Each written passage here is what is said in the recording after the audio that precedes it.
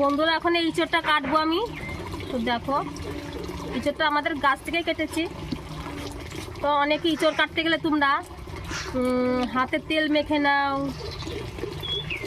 আটা জড়ানোর ভয়তে। মানে ইঁচড়ের যে আঠা আছে বিশাল খতরনাক, একবার যদি লাগে তেল দিয়ে না ডললে পরে ওঠে না। তো দেখো আমি তেল দেবো না, আমি ইঁচড়টা কেটে আমি এইভাবে করে জল দিয়ে দেবো সঙ্গে সঙ্গে। এই দেখো জল দিয়ে দেবো বলেই আমি কলপারে এসে বসেছি ইঁচড় কাটার জন্য। এই দেখো এইভাবে করে জল ঢেলে দিলে পরে আটা তোমার জড়াবে না, সঙ্গে সঙ্গে আটা ধুয়ে চলে যাবে। দেখো যে কবার কাটবো সেই কবার আমি জলে ভেজাবো সঙ্গে সঙ্গে।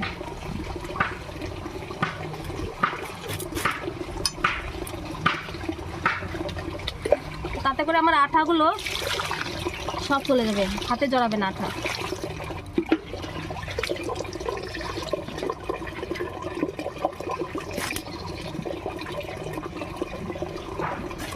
আজকে নীল পুজো, আজকে তো নিরামিষ খাবো, তাই আমি ইঁচড়টা রান্না করব, নিরামিষ করে রান্না করব।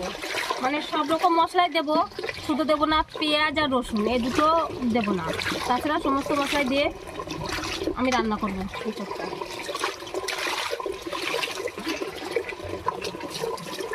এই দেখো ধুয়ে নিলাম ইঁচড়গুলো জল দিয়ে, আর আঠা নেই, একটু আঠা নেই কিন্তু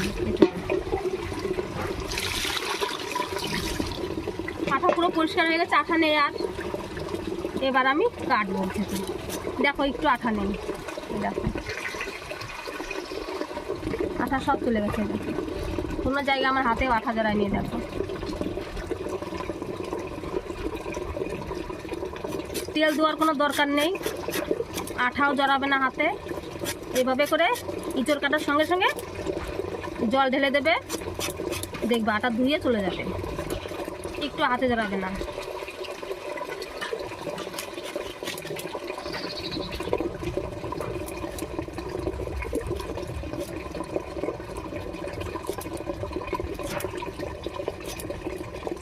এই দেখো এরকম সাইজ করে আমি কেটে নেবো।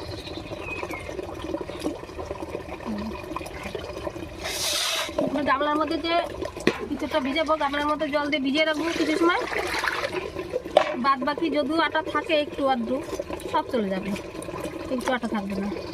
কত সুন্দর হয়েছে দেখেছো, হাতে আটা জড়াবে না। ইঁচড় কাটার অনেকে ইঁচড়